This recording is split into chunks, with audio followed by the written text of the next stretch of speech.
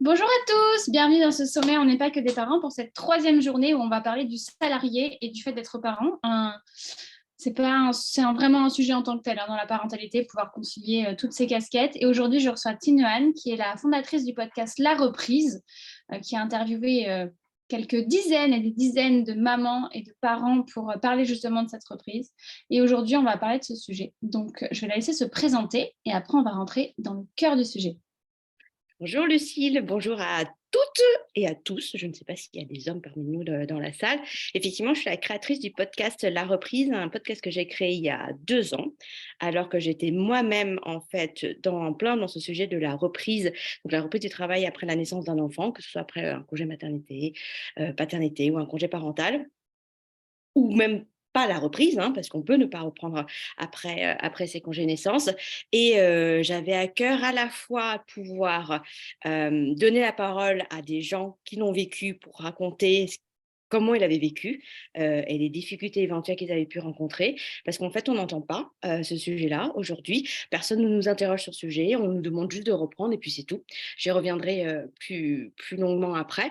Et j'interroge aussi des experts dans le cadre de ce podcast pour qu'ils nous donnent leur analyse sur le sujet. Donc, j'ai interrogé des psychologues, j'ai interrogé des avocats, des journalistes pour qu'ils donnent un autre regard avec du recul et aussi, eux, leur expertise métier sur la manière dont ils envisagent les enjeux ainsi que l'importance de cette période dans la vie d'une femme et d'un salarié de manière générale. Super. En tout cas, merci beaucoup d'accepter aujourd'hui qu'on échange autour de la reprise.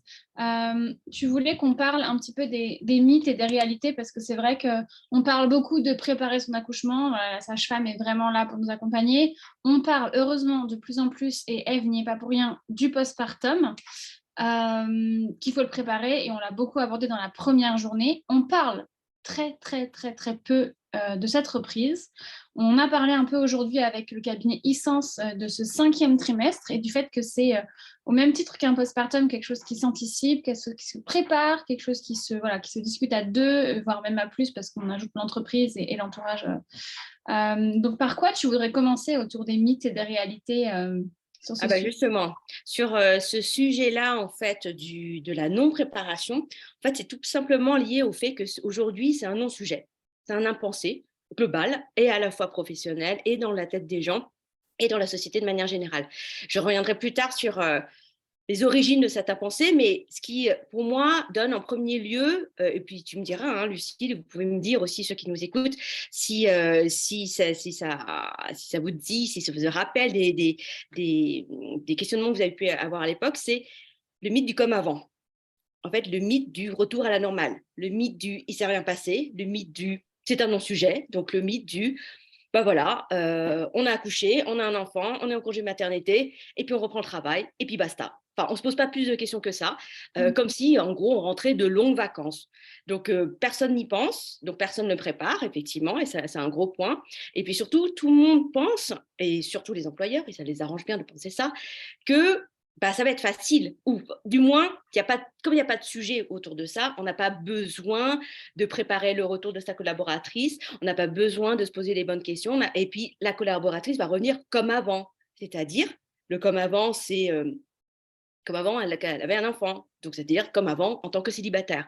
Sauf que, et c'est là la réalité de la chose, c'est qu'il y a un impensé d'un côté, sociétal, professionnel, et même des individus, du coup, parce que comme on a intériorisé cette norme de c'est un non-sujet, bah, du coup, on s'y prépare pas. Et puis surtout, parfois, on s'accroche même à ce mythe du comme avant en se disant, ah, parce que parfois, le postpartum, bah, on l'a tout un peu vécu, ça peut être très difficile.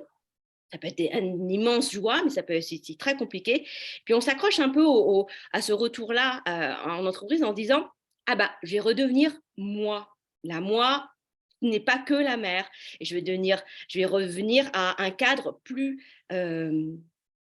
sécurisant, parce qu'un cadre que je connais, le cadre que j'avais avant, et ça va me rassurer dans la mesure où tout a été tellement chamboulé avec la naissance de l'enfant, tous les repères ont été bouleversés, que se dire qu'on revient dans un cadre qu'on a connu pendant très longtemps, ou en tout cas auquel on est habitué, on se dire, ah bah ça va être rassurant.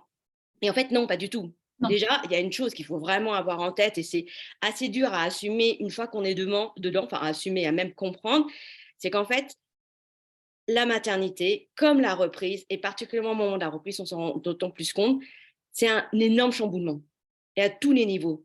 Et c'est un chamboulement intime, c'est un chamboulement physique, c'est un chamboulement existentiel, c'est un chamboulement au niveau familial et organisationnel.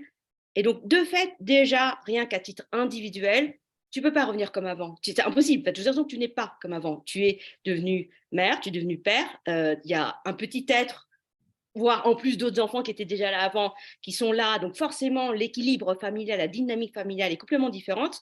Et surtout, la reprise, en fait, c'est une période de transition fondamentale entre le moment où on a été en vase clos avec son enfant. Donc on a, pendant quelques mois, créé tant bien que mal un équilibre par rapport à quelque chose qui avait complètement disparu, puisque l'arrivée d'un enfant, ça chamboule tout. On a à peine réussi à mettre en place certaines habitudes, un certain rythme, etc., que boum, voilà, il faut tout changer, ou en tout cas tout remettre à zéro pour pouvoir remettre en place un rythme qui intègre ceux du monde du travail, plus les contraintes de la garde. Parce que c'est ça, ce qui est génial, c'est que je ne sais pas comment à un moment donné on a pu tous, et moi compris, se dire que ça allait être comme avant, puisque en fait, non, ça ne va pas être comme avant, parce qu'avant, on n'avait pas l'enfant à aller chercher à la crèche ou aller chez la nounou. Avant, on n'avait pas à courir pour pouvoir le déposer à 9 heures et pas plus tard. Sinon, on a les directrices de crèche qui font des gros yeux et qui se disent attention, pénalité, ou etc.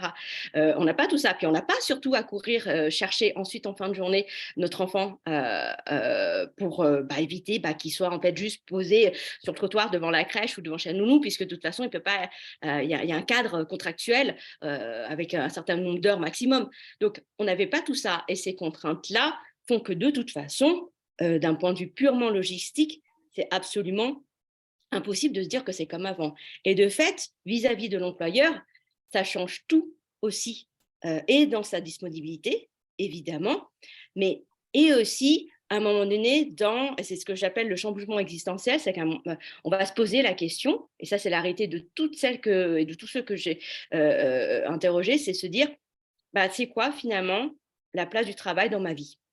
Et de fait, on est obligé de se reposer la question des priorités, dans la mesure où c'est forcément un arbitrage à faire entre le temps qu'on peut consacrer et qu'on veut consacrer au travail et le temps qu'on veut ou qu'on peut consacrer à la famille. Sachant qu'il y a des situations privilégiées où on peut avoir ce choix-là, puis il y a des situations où, en matière de revenus, c'est trop dur financièrement pour avoir ne serait-ce que le début d'un questionnement sur ce sujet, puisque de toute façon, il faut aller travailler, il faut gagner de l'argent, sinon on n'a rien pour payer le loyer, et basta. Ce qui ne veut pas dire pour autant que ça ne va pas nous peser. Donc voilà, c'est ce premier mythe. C'est hyper dur pour les femmes. Enfin, beaucoup le disent, elles y sont allées parce que elles n'avaient pas le choix, comme tu dis. Financièrement, il faut que le salaire y rentre. Et les congés parentaux sont tellement mal indemnisés que voilà, si tu n'as pas quelqu'un qui gagne très bien sa vie à côté, c'est très compliqué. J'aime bien l'idée du pas comme avant. On l'a évoqué plusieurs fois depuis le début du sommet, se dire qu'on n'aura plus jamais la même vie qu'avant. Ça ne veut pas dire que ce sera moins bien ou mieux, mais en tout cas, ce sera plus jamais la même chose en fait. Et ça, c'est vraiment un truc que je dis souvent aux parents, ce sera plus jamais pareil.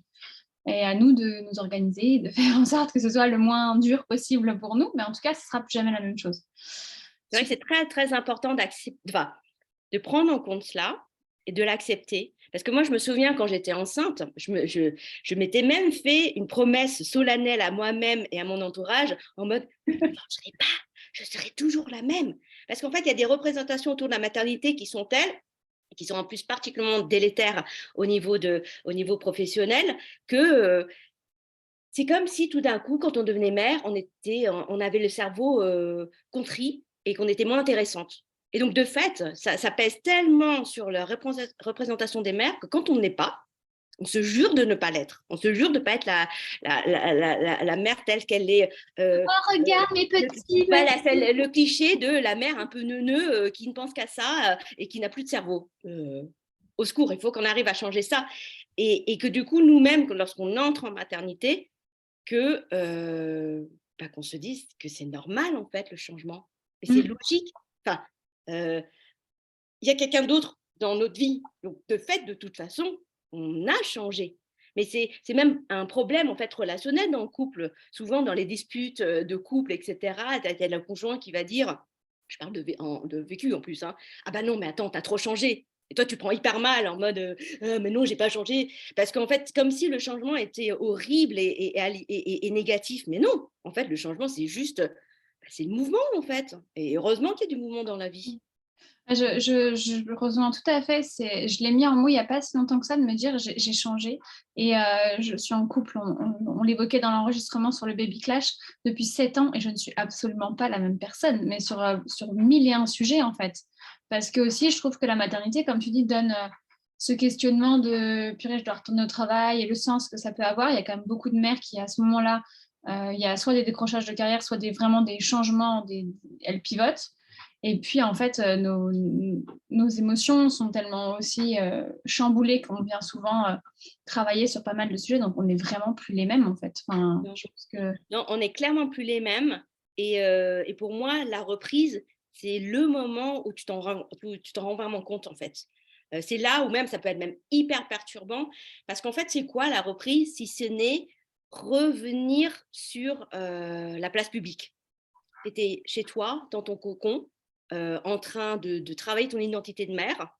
Et ben là, tu vas ressortir de chez toi, c'est tout bête, hein, c'est ça aussi le chamboulement. Tu vas commencer à te re-regarder dans le miroir, à te dire, oh bon ben, je pense que là, les habits doudou, le pyjama, toute la journée, il va falloir que je m'habille autrement, enfin, du coup, tu réendosses en fait les couches de ton identité sociale. Et ça, c'est te réapproprier ton identité à toi en tant que femme, indépendamment du rôle de mère.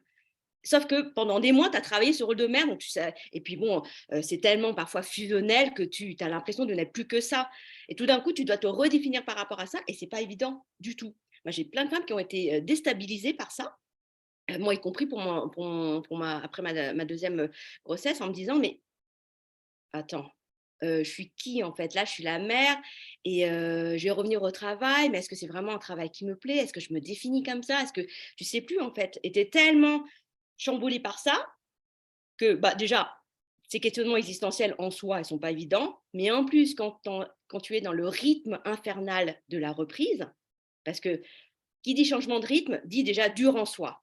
Mais en plus, quand ce rythme-là, il est tellement intense, parce que tu as tellement de contraintes qui te pèsent sur les épaules, que en fait, tu es en mode, tu cours, tu cours, tu cours, tu cours, tu cours, et en même temps, tu as des petites araignées existentielles dans la tête, mais je sais pas, non, je peux pas y penser, mais si, j'y pense quand même. Et donc, du coup, en fait, tu es dans une espèce tu as l'impression d'être un hamster J'aime beaucoup cette image. qui court, qui aimerait bien trouver la sortie, qui voit un bout de lumière, qui se dit, ah, ça sera intéressant, mais en fait, non, je peux pas, et boum, parce que il y a ce rythme et en plus, il y a tous les aléas de la reprise. Et c'est là où c'est très compliqué aussi, c'est que la reprise, ça correspond à quoi dans la vie d'un enfant et d'un parent? C'est ben, l'entrée en collectivité. Et c'est la séparation. Déjà, émotionnellement, c'est compliqué à gérer. Et en plus, ça veut dire aussi, tout bêtement et tout basiquement, les maladies. Tout ce qu'on chope en fait en début d'entrée en collectivité. Donc ça veut dire aussi que non seulement tu cours après le temps, tout le temps pour pouvoir être à l'heure à la crèche, au boulot, et puis, soit dit en passant, faire toutes les tâches ménagères, les courses, tout ce qu'il faut bah, continuer à faire pour la maison. Mais en plus, toutes les semaines, tous les mois, voire tous les 2 jours, tu as géré la gastro, les otites, les Les coliques, rhinos. les rhinos, les dents qui poussent, parce que ça correspond aussi au moment où les dents poussent. Enfin, tu as tout. Et puis, et la DME, enfin, je veux dire, la DME, la diversification. Alors, si tu fais la DME, tu te poses encore plus de questions sur ce que tu vas introduire, etc. Enfin, c'est une période, en fait, au niveau de l'enfant qui est ultra lourde, parce qu'il y a plein de changements aussi dans son parcours de développement et dans ses besoins. Euh, il y a plein de chamboulements au niveau de l'organisation de la famille. Et puis du coup, bah, quand tu as en plus des questionnements existentiels avec tout ça, bah, en fait, ça explose. Ça explose d'autant plus que, deuxième mythe, il y a le mythe de la Wonder Woman.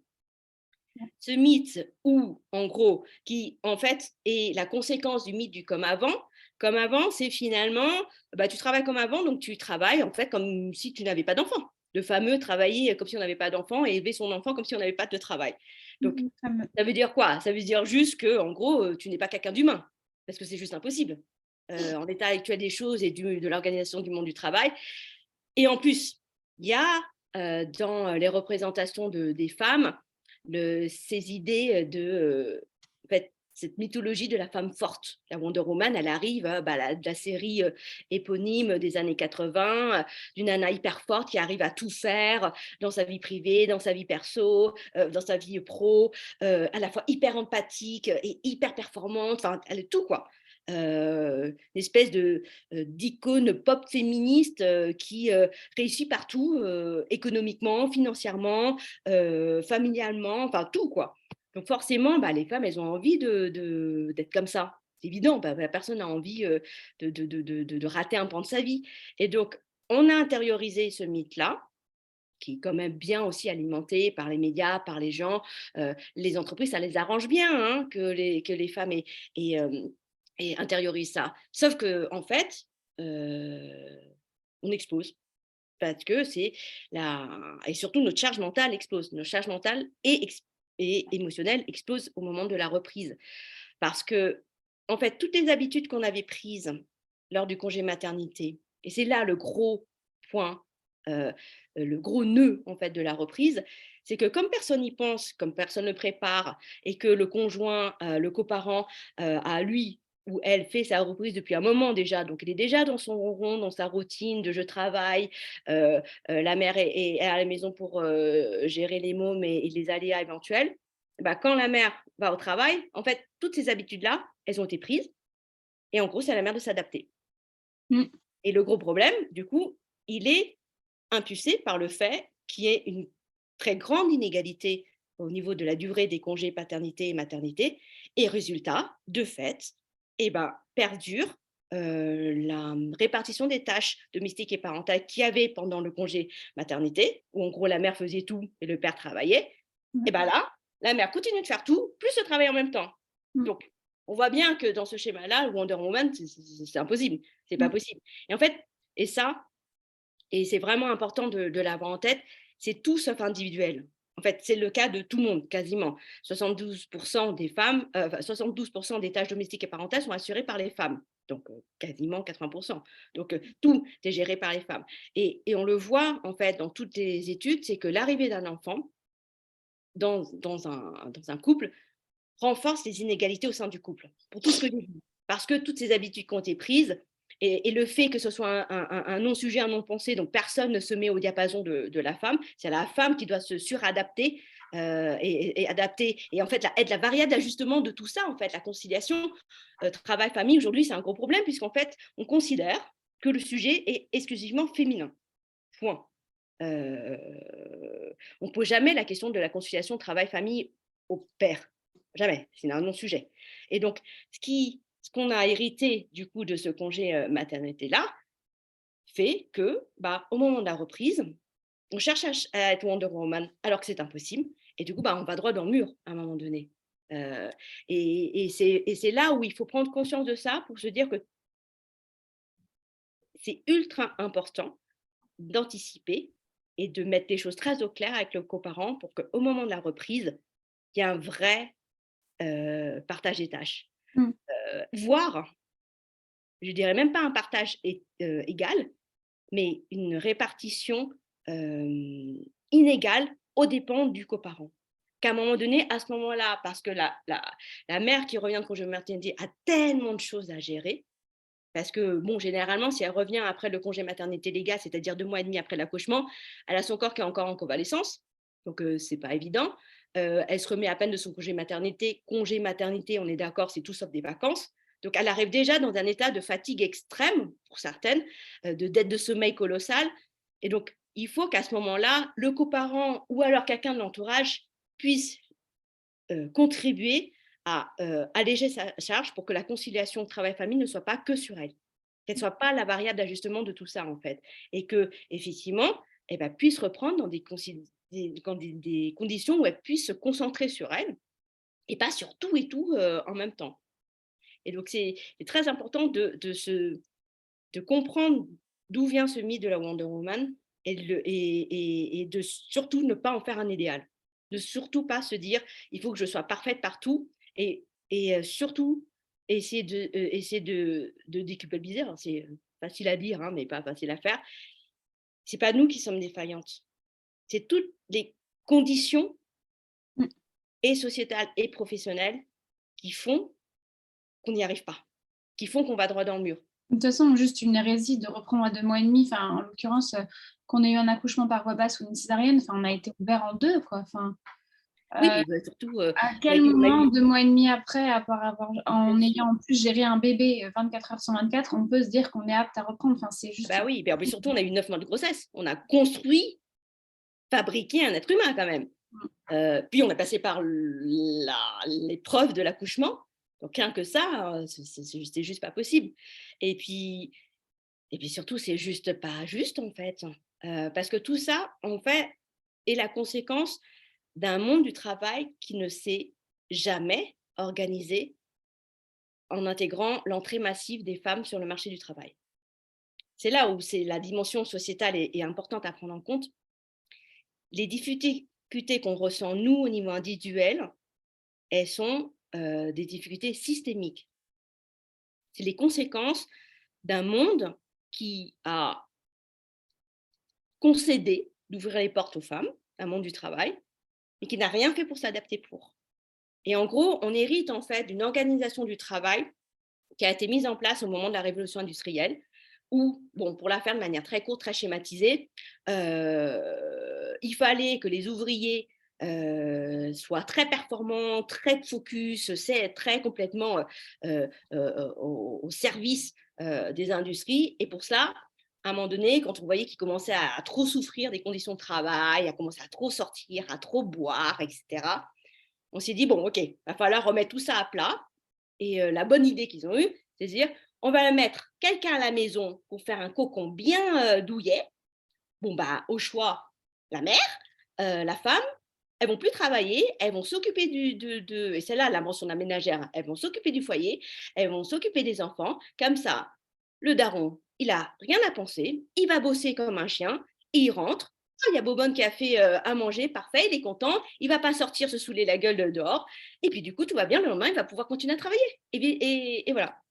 Bon, évidemment, c'est extrêmement, schématisé et c'est extrêmement raccourci, mais en gros, grosso modo, c'est ça. Et on a arrêté de ça et depuis, on est resté scotché là-dedans. Les horaires de travail, c'est des horaires, de travail de personnes célibataires, ou d'hommes, ou de pères qui ne veulent pas s'impliquer parce qu'ils sont juste, complètement, incohérents par rapport à l'organisation des crèches, à l'organisation des écoles, bah, l'organisation en fait, liée aux enfants. Donc en fait, c'est complètement incompatible avec une vie de famille.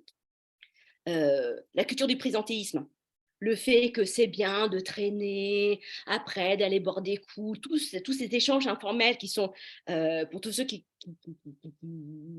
sont dans l'entreprise, comprennent l'importance des réseaux informels, des discussions informelles, on s'échange des infos et cetera. Bah, tout ça en fait quand on est parent et qu'on veut s'impliquer dans sa vie de famille, ben, on possible. passe complètement à côté, c'est impossible. On va pas faire des after works. La pause déjeuner, si tant est qu'on prend une pause déjeuner, bah, en fait on n'a pas le temps, de faire petit papa les pauses clopes, à rallonge, 10 fois par jour. Bah, on fait pas ça parce qu'en fait on est juste focus et qu'à 17h30 au max, il faut partir, il va aller chercher le petit. Mmh. Donc, le monde du travail n'est pas fait pour, de toute façon. Donc entre ça et le fait que, le coparent prenne pas sa part, parce qu'en fait, il a jamais pris sa part, bah, in fine, Wonder Woman, c'est vraiment, de la flûte, quoi. C'est une espèce de mythologie qui est faite pour que les femmes, en gros, se fassent surexploiter au service, bah, du capitalisme et puis au service des hommes. Parce que le souci, c'est que les conséquences de ça, tu en parlais lors, au moment de la précarisation, c'est que comme la conciliation est extrêmement dure, voire impossible, et ça se sait, et bah, les femmes, par avance ou au moment de la reprise, vont décider de, diminuer leur temps de travail, Mmh. voire carrément s'interrompre en se disant: «C'est trop tôt, je peux pas, je suis pas en capacité, physique, je suis épuisée, je me vois pas là, affronter le travail maintenant», ou alors pire, monde du travail, sexiste, voire Ouais. maternophobe, je peux pas rentrer sinon je vais me faire détruire. Hem, En gros, ont du coup prolongé leur congé maternité avec cette espèce de congé parental indemnisé moins que le RSA, donc rien. elles se mettent en fait dans une position où elles vont gagner moins d'argent. Et donc moins d'argent, ça veut dire moins de pouvoir dans un couple. Et résultat, tout ça en fait est hyper délétère. Et c'est ça la conséquence de Wonder Woman plus comme avant, cata. Associé, et ça c'est le troisième mythe, à une représentation très négative des mères et surtout très essentialisante des femmes. Parce qu'on présuppose, le monde du travail présuppose que les mères, enfin les femmes devenues mères, quand elles reviennent du boulot, elles sont toutes forcément des mères éplorées à la reprise. Bah, les mères qui vont pleurer, qui vont penser à leurs enfants toute la journée, qui vont regarder. Oui, on peut regarder des photos de notre enfant, mais pas que ça. Les mères surtout qui vont être peu impliquées, peu ambitieuses, parce que peu disponibles. Alors oui, de fait, on est moins disponible en temps, mais ça ne veut pas dire qu'on est moins impliqué, ça ne veut pas dire qu'on aime moins notre job, ça ne veut pas dire qu'on est moins carriériste, ça veut pas dire qu'on a moins envie de réussir ou ça ne veut pas dire qu'on va moins bien faire les choses, peu importe qu'on soit carriériste ou pas. Il y a Mais Marianne Maman Plume qui a un poste voilà, qui est cadre, qui a un poste assez élevé dans son entreprise, qui l'évoquait donc la conférence est sortie ce matin. Et elle disait, elle, quand elle est rentrée de son congé maternité pour son deuxième, et elle avait pris 6 mois, donc grosse coupure, hein, parce que ça faisait quasiment 8 mois d'absence avec le congé prénatal, elle a demandé une promotion mmh, qu'elle a eue.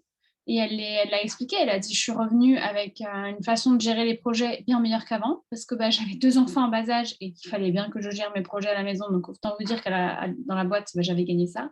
Et puis, une empathie différente. Enfin bref, elle a fait le point sur ses skills et elle s'est rendue compte elle le méritait. Elle a eu sa promotion. Elle dit, il faut oser. Comme tu dis, c'est pas parce qu'on revient et qu'on n'a pas été là pendant un moment qu'on n'est pas aussi compétente qu'un autre parce qu'on a des enfants, en fait. oui, bien sûr. Mais ça, c'est pas du tout encore c'est super qu'elle ait eu ce cadre d'écoute dans son entreprise.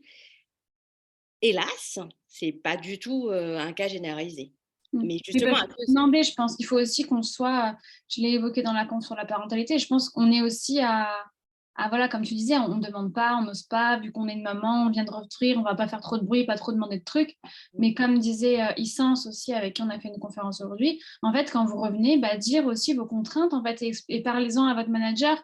Et il y a des choses qui sont sûrement faisables tout à pour fait. mettre la rate au courbouillon, dire voilà, en fait, le jeudi, il faut que je parte à 17h parce que c'est comme ça, en fait. Et puis expliquer et parler de cette reprise. Et je pense qu'il faut, voilà, si on demande rien, en fait, on n'a rien, globalement, dans la Ça, vie. c'est certain.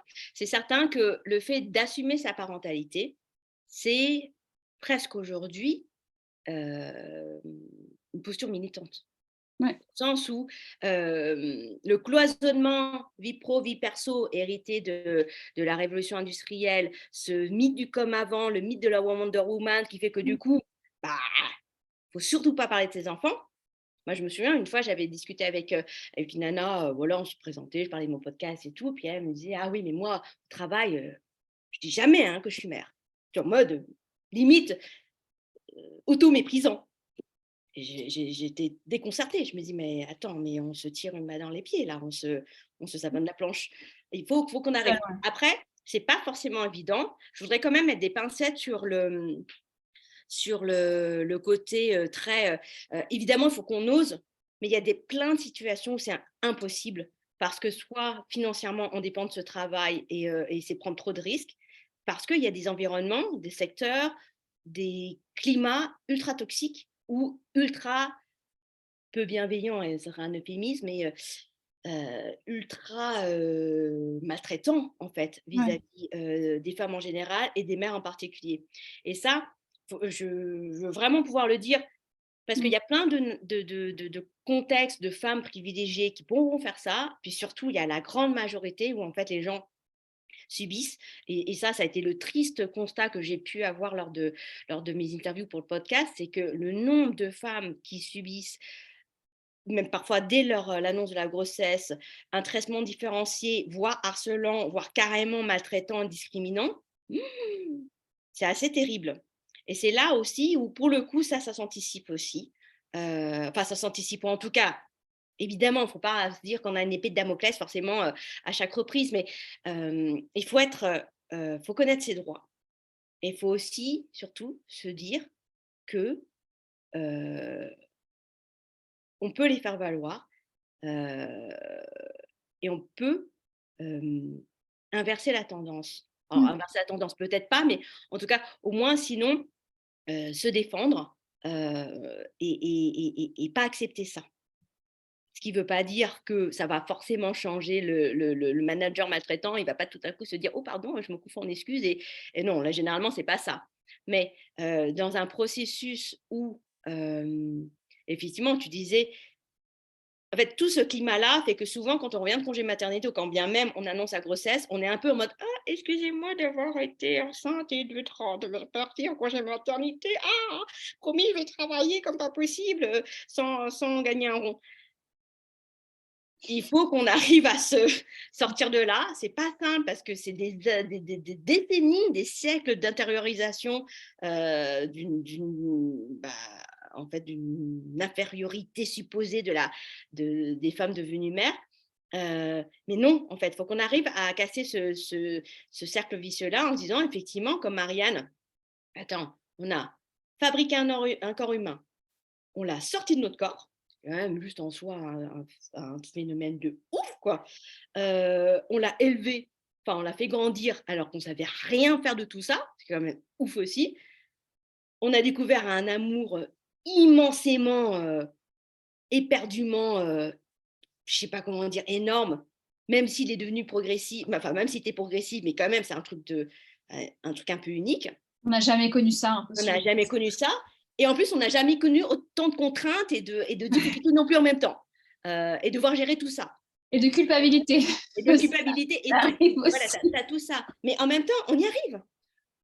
On y arrive ou pas, hein, Oui, pensez à oui. toutes celles qui sont en dépression postpartum ou en burn-out maternel et cetera. Mais pour autant, je veux dire, tout ce qu'on a à gérer versus un homme qui devient père, c'est enfin, on peut être super fier et à la fois super confiant dans nos capacités. D'ailleurs, juste pour faire un point, parce que c'est très lié à la reprise, souvent les femmes, quand elles reprennent, elles sont un peu en panique parce qu'elles se disent, moi la première, hein, «Où est mon cerveau? Où est mon cerveau? J'ai passé, 3 mois, à faire gousi-gousi, à compter les doses de lait ou les nombres de tétés. Je suis incapable de me revenir dans le monde professionnel. Mon cerveau n'est plus connecté, j'ai perdu des neurones». Alors, la réalité sur ce mythe du cerveau qui a disparu, non, il n'a pas disparu, on n'a pas perdu de neurones, mais oui, il se transforme. Mais oui, il a changé, en fait. Enfin, oui, c'est plus tout à fait le même. Et en fait, il y a des alors, je ne suis pas neuroscientifique, donc je suis incapable de vous expliquer avec, les bons termes qu'il faut, mais en gros, le cerveau s'est transformé, et puis il a activé certaines zones plus que d'autres, de manière à pouvoir être justement dans cette phase d'empathie, plus avec son enfant pour pouvoir bien comprendre. Sachant que, ben, un bébé, il ne communique pas, hein, avec les mots. Donc il faut pouvoir décrypter les pleurs, tout ça et cetera, ce qui est pas forcément évident. Et ben, notre cerveau qui est super bien fait, s'est transformé pour qu'on puisse entrer dans cette relation-là, et puis du coup assurer la survie de notre bébé. Ça, c'est quand même énorme.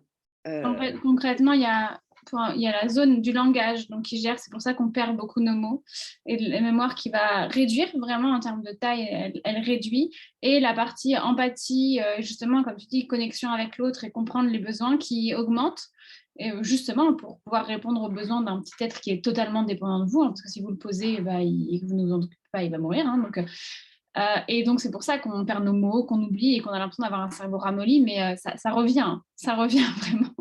oui, ça revient, c'est juste un effet transitoire et puis surtout, en fait, c'est des compétences qu'on a gagnées en plus.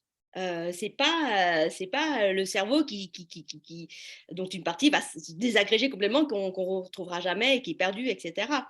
Donc le mommy brain, il existe vraiment, mais c'est un signe positif. Ce qu'on ne sait pas forcément, puisqu'en fait personne ne nous l'a jamais expliqué, et ce que les employeurs vont encore moins, percevoir ni comprendre parce qu'on leur a encore moins expliqué, puis à la limite, ça en fait, il y a des biais de confirmation et ils vont se dire: «Ah non, mais la mère qui reprend alors qu'elle veut en fait être en 4/5e et tout, elle sera moins impliquée machin, machin» et tous les clichés qu'il peut avoir et en plus elle oublie plein de choses. Franchement, il y a des études, hein, enfin il y a une étude qui a démontré que les employeurs considéraient les femmes devenues mères comme effectivement plus chaleureuses, mais moins compétentes qu'avant. Alors que Mais évidemment, ce n'est pas une réalité scientifique, hein, c'est juste des perceptions, alors qu'ils considéraient que les hommes devenus pères étaient moins chaleureux, mais plus compétents qu'avant. Pourquoi? On ne sait pas. On ne sait pas. Voilà. Ah, sexisme? Ah oui, tiens. Enfin, Peut-être. bon. Mais quoi qu'il en soit, tout ce brouillard dans lequel on va être du fait de l'évolution de nos cerveaux ne nous met pas en confiance du tout. Et il faut juste se dire que c'est normal, que c'est pas parce qu'on se sent. C'est Jenny Chamas, donc coach de leader avec laquelle je veux discuter, qui avait un point de vue très intéressant sur le sujet. Ce n'est pas parce qu'on est illégitime qu'on l'est en fait. Et c'est pas parce qu'on se sent illégitime, enfin on n'est jamais illégitime, mais c'est pas parce que nous on se sent illégitime parce qu'on est claqué, parce qu'on oublie des choses, parce que ça fait des mois qu'on a décroché, etc., qu'on va pas performer, enfin qu'on va pas réussir. Au contraire, il faut se dire que en fait, on a déjà tellement bien réussi jusque-là, à créer un enfant, à accoucher, à le maintenir en vie, à établir ce lien-là. Qu'est-ce qui peut, je veux dire, face à ça, qu'est-ce qui peut être compliqué? Rien. Enfin, on a déjà tellement fait des choses incroyables que rien. Mais c'est pas évident de se le dire. En fait, la société est tellement construite de manière à nous dévaloriser, voire à nous invisibiliser, parce que in fine, derrière tout ça, c'est quoi? Si ce n'est des normes et des clichés et des mythes qui sont liés à une situation où les femmes étaient assignées à résidence, en fait, où on n'avait pas droit de sortie. Mais il n'est pas question qu'on. Enfin, en tout cas, si ce n'est pas un choix, euh, il n'est pas question qu'on nous renvoie dans nos foyers si on veut, nous, au contraire, exister sur la place publique, quoi. Est-ce que tu veux faire une petite parenthèse avant que ce soit terminé sur la partie des droits? Oui, alors sur la partie des droits, je n'ai pas tous vous parce que ça risque d'être Long. extrêmement chiant. Et en plus, je ne suis pas juriste. Mais en gros, sur la partie des droits, il faut que vous sachiez que au retour de congé maternité, pendant le congé maternité, vous êtes protégé de manière absolue, enfin c'est un terme générique, protection absolue contre le licenciement, et vous avez une protection qui est relative pendant 10 semaines encore à la suite du retour de congé maternité. Ce qui veut dire quand même que la loi consacre le fait d'une certaine vulnérabilité Vulnérabilité, hein. de la femme au retour de congé maternité. Et cette vulnérabilité-là, elle est présente et c'est pas un gros mot, c'est pas un signe d'infériorité ou que ce soit. C'est juste qu'effectivement, on est dans une situation où il y a un tel déséquilibre partout dans nos vies, organisationnelles, familiales, intimes, existentielles, professionnelles, tout ça, que, bah, forcément, de fait, on est plus vulnérable à plein de choses. Donc il y a ça, il y a cette protection. Il y a, si vous allaitez, vous avez droit à 2 fois 30 minutes de pause non rémunérée.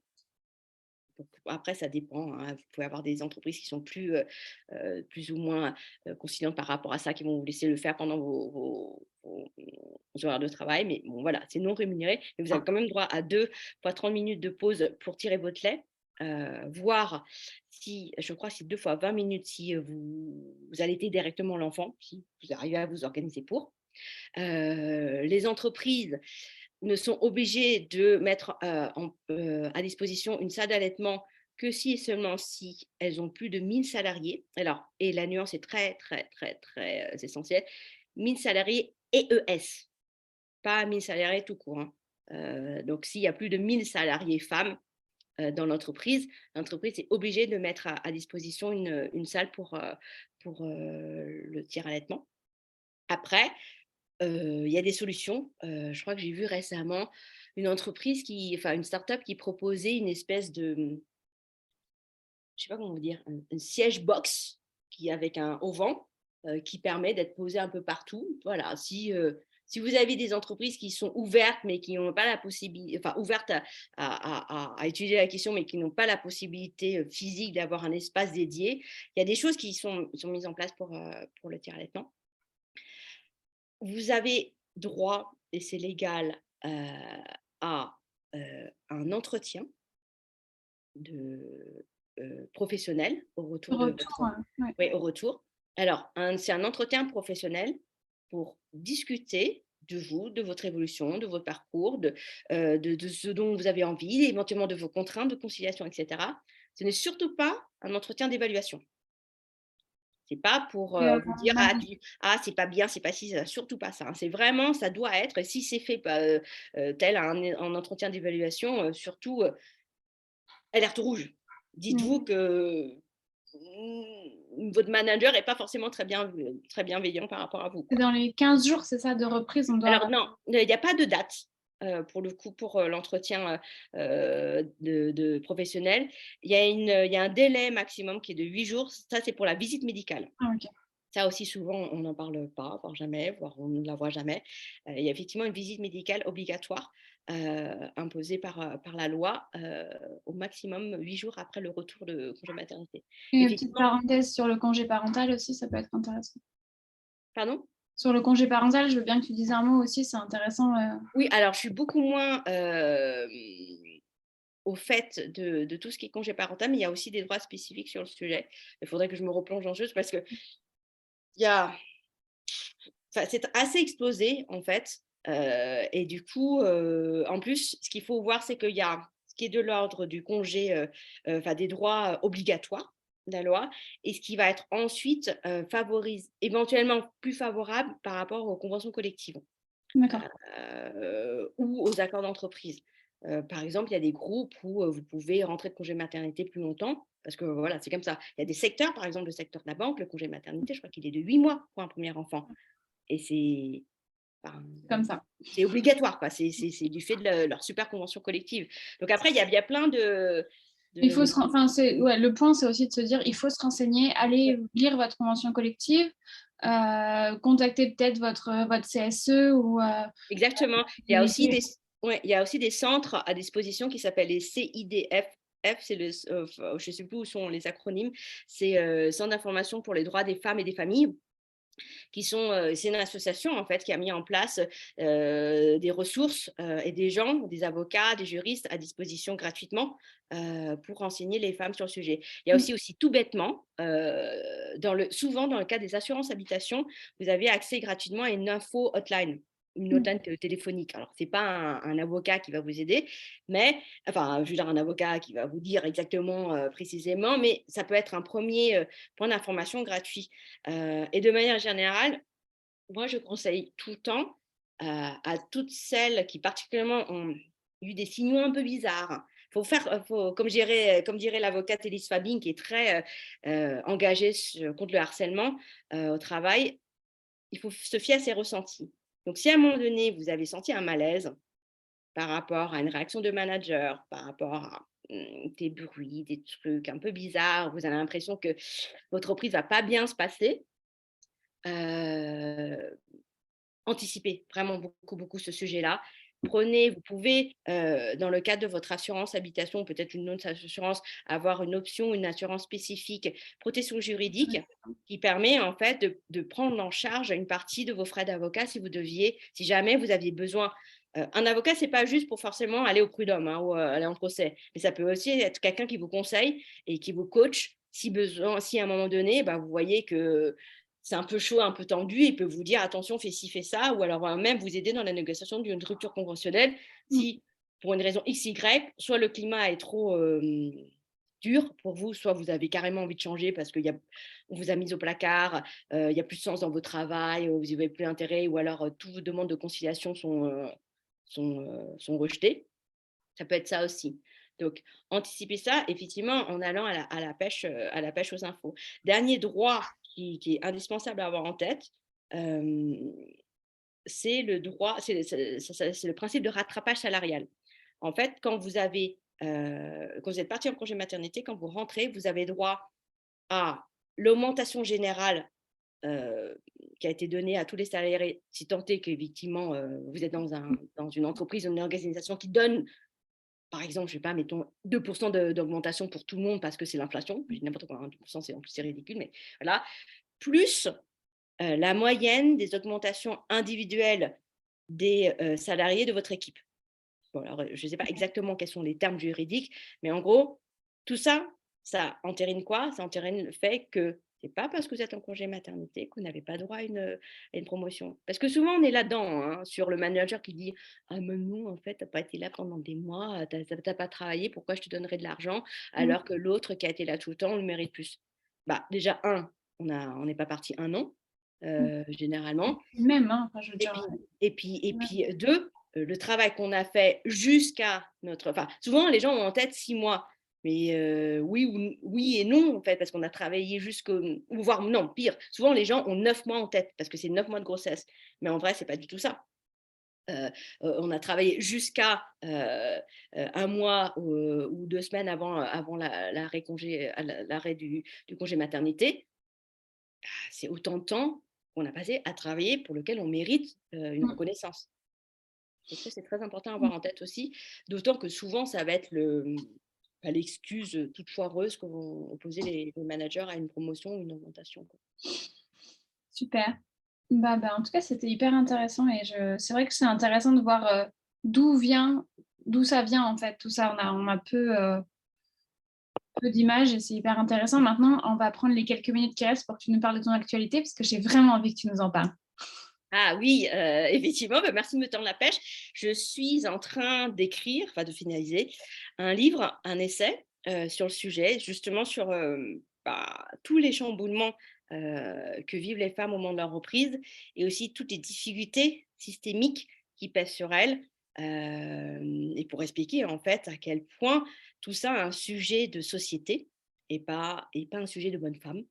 Mmh. Et que la conciliation, travail-famille doit être pensée au niveau collectif et pas uniquement reposer sur les épaules des femmes. Donc c'est un essai qui s'appelle «La reprise, le tabou de la condition des femmes après le congé maternité» et qui sortira aux éditions Payot fin mai.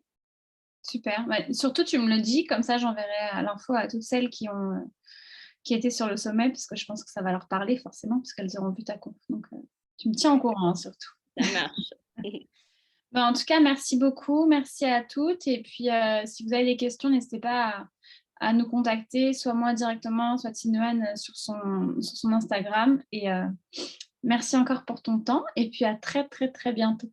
Merci, bravo Lucie pour ton sommet. Merci. À bientôt. Salut.